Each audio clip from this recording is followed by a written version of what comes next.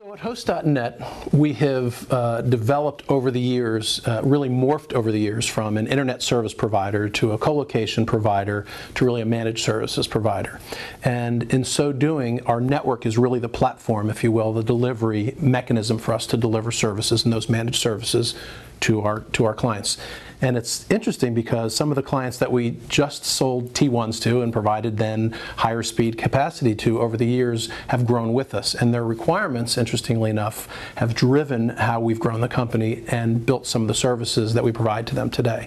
Of late, our virtual storage and server business, if you will, our virtual private data center business, is really an answer to issues that they've had.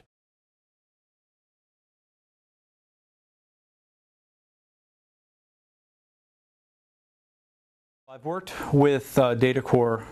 virtualization for probably coming up on 6 years now. And what I found was originally, and this was back in the consulting days, we had a problem just like any other company has a problem. They need storage, and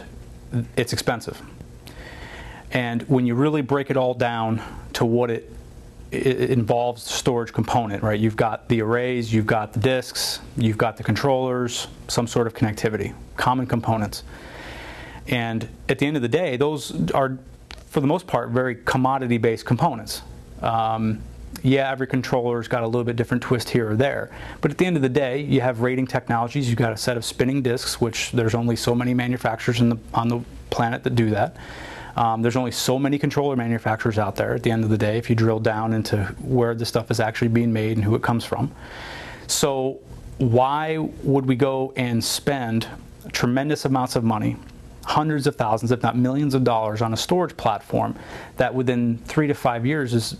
completely obsolete and can't coexist with the latest, greatest gear that's coming out from that, same vendor, when I can take a software intelligence, buy it one time, put it in front of not only that storage device, but any storage device. In fact, I usually use, when I was explaining this to customers in the consulting world, take the most gross example possible. I can take every single storage array that's out there today, white box, no name, top of the line, put it all behind DataCore's virtualization intelligence and make it look like a single storage unit to the application servers and carve that up and get amazing efficiencies out of it, not to mention performance because of all the caching benefits that DataCore software brings to the table. So fast forwarding now, we decided as a consulting firm when we first started out, first of all, that was the only way we could go. That was the only way we could do what we needed to do. Then we very, very quickly learned that, wow, this is not just economical, but what we have here is now the ability to have the capabilities that you would find in the high-end storage systems without the high-end cost, and to have all the benefits of that, and to be able to control the environment both from a technology and architecture perspective, but also from a costing perspective. So it was a win-win for us, and that's what we had focused on for over 5 years as a consulting firm, was delivering those types of technologies and really bringing the light to the people who really had, in other words, drank the Kool-Aid of the industry, that you had to always go with the high-end, big-dollar chassis in order to get those features, and that simply wasn't true anymore.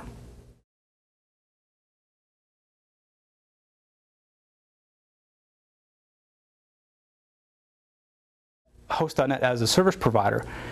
has to really look at the cost of the architecture, because we can go out and spend any amount of money we want, but at the end of the day we have to resell it and we have to be attractive. And there's a lot of different offerings out there that we compete with, but we are very, very specifically focused on the enterprise side of the house, the enterprise virtual private data centers. So while you can go out and get any amount of processing power from another vendor, we've built the architecture specifically around delivering enterprise-grade SLAs, bringing the maximum resiliency and maximum performance we possibly can to customers, because the customers that move into our data centers are those who have mission-critical applications.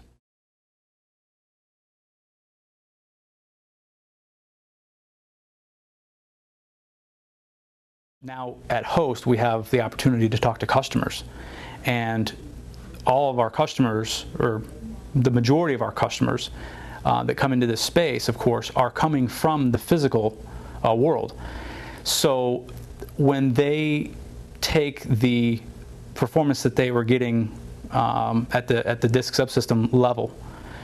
in their environment, whether it be for a database application, whether it be for a web application, or a mix of all those types of applications together, they were finding and actually going out of their way to tell us that there were several 100% increases in most cases